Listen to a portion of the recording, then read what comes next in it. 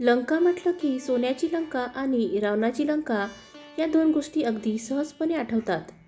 लंकेच्या रावणाने सीतामाईचं अपहरण केलं आणि अवघं रामायण घडलं. मात्र हा रावण खरंच लंकेचा होता का?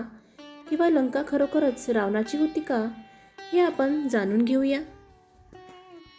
बालहट्ट आणि स्त्रीहट्ट नेहमीच पुरवले जायला हवेत असं अनेकदा तुम्ही ऐकलं असेल.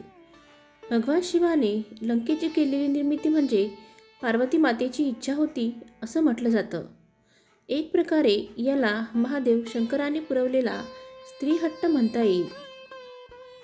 भगवान विष्णू आणि लक्ष्मी देवी कैलास पर्वतावर शिव पार्वतीला भेटायला गेले होते.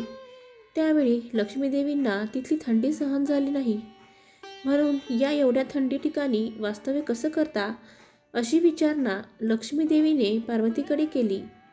लक्ष्मी देवीने केलेली ही मस्करी माता पार्वतीसाठी विचार करायला लावणारी ठरली.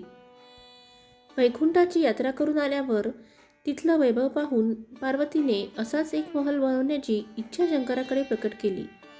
शंकराने पार्वतीला आपण योगी पुरुष असून आपल्याला महालात चैन पडणार नाही म्हणून समजावले, परंतु पार्वतीने हट्ट सोडला नाही. यातूनच मग विश्वकर्मा आणि कुबेर यांच्या मदतीने शंकराने लंकेची निर्मिती केल्याचं मानलं जातं. महादेवांनी विश्वकर्माला हाक मारली. त्यांना असा महल बांधायला सांगितला की ज्याचे सौंदर्य त्रिभुवनात कुठेही जुळू शकत नाही. तो पृथ्वीवर किंवा पाण्यात नसावा. विश्वकर्माजी अशी जागा शोधू लागले. विश्वकर्माजींनी अशी जागा शोधली जी सर्व बाजूंनी पाण्याने व्यापलेली होती आणि मध्यभागी 3 सुंदर पर्वत दिसत होते. त्या डोंगरावर विविध प्रकारची फुले व वनस्पती होती. ती म्हणजेच लंकाभूमी होती.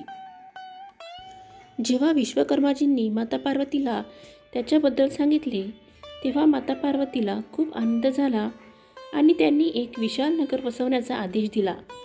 विश्वकर्माजींनी आपली कला दाखवत तेथे सोन्याचे अप्रतिम नगर तयार केले.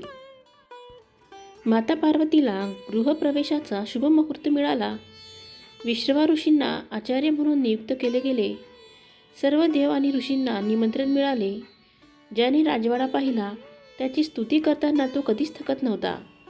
एकदा लंकेवरून प्रवास करत असताना रावणाला ही भूमी फार आवडली. रावण तिच्या प्रेमात पडला.